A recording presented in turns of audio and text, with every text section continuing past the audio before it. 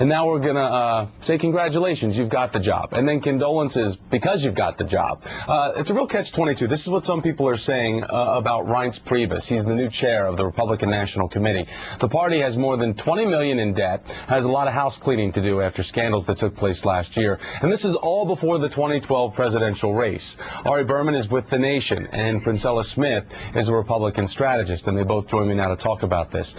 So, Princella, I want to start with, who is this guy, and why would he want this job? Is he technically the anti-steal? No, that's such a great question. I'm actually one of the few people that actually knew Mr. Priebus. Reporters were scrambling to try to figure out the correct spelling of his name and who is this person. I actually met him when I worked for Newt Gingrich. I helped him put together the Wisconsin GOP policy platform. I found him to be very textbook, policy wonkish, intelligent. I think his biggest challenge is going to be the very, very political aspect of running the RNC and running it as a CEO. But I'll tell you this, he has some great advisors in the Barber company, meaning Governor Haley Barber and his nephew Henry, and I think if he listens to his advisors, I think he's going to be okay. And you're exactly right, that deficit we're about $25 million in the hole, so you're talking about spending about $50 million because of the cost of spending the money to make the money, okay? Mm-hmm. So the first thing that he did was he fired that RNC convention staff, and I think that showed brilliance on his part. I don't know if you knew this, but there were people making $10,000 a month to live in a mansion and work on the convention. That was ridiculous. So I think that's the first good step he made. He's off to a good start, but yeah, he's going to need some help. That's a big job. And we do have the spelling down, and heck, the pronunciation is tough to learn. I mean, it's tough. Yes, it is. It really is. Ari, he does have a big job ahead of him. One big issue is, how does he get the Tea Party on board? How does he bring them under the tent?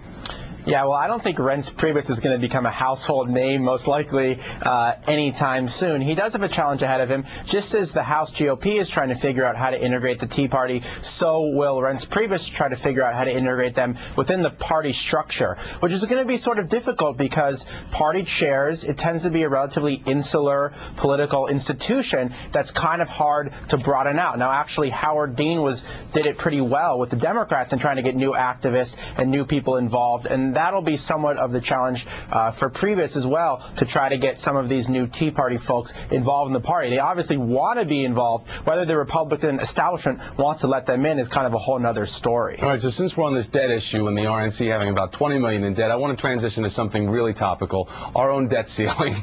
We're running out of cash, people, and the only way around that is to raise the debt ceiling. I want you to take a listen, though, to Austin Goolsbee just a few weeks ago to what he had to say.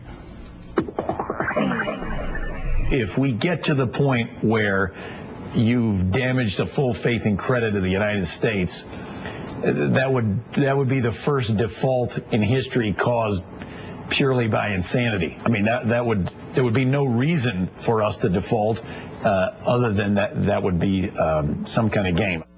All right, so Princella, what do you think about that? I mean, do we go ahead and devalue the dollar more and more and more while we worry about maybe defaulting on our loans?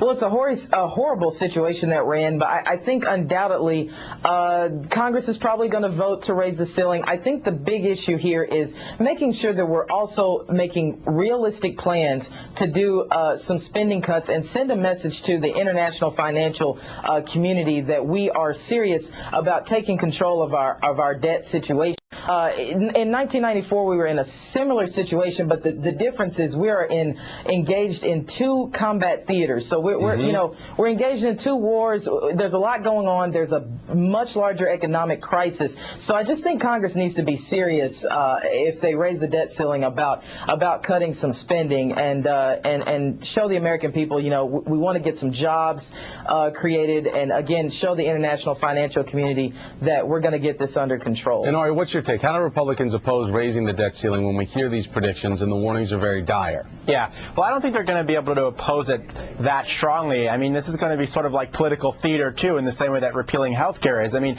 they can repeal health care, but it's not going to get repealed ultimately because President Obama won't sign it. And I think there'll be some posturing on the debt ceiling, but ultimately it will get done. The president of the Chamber of Commerce said that on MSNBC last week. So it's going to happen. House Republicans are going to have to be careful, though, with these spending cuts. You may remember that in in 1995 when there was a new House majority. Newt Gingrich fought Bill Clinton over this, shut down the federal government over cuts to Medicare and other things. And what happened was Clinton's numbers skyrocketed, Gingrich's numbers plummeted, and it really hurt the House majority at a very early stage in the Congress. So I don't think they want to repeat that fiasco again in terms of their spending cuts. We shall see. Ari Berman and Princella Smith, thanks for coming in today. We appreciate your time. Thanks, Thomas. Thank you. Happy Unintended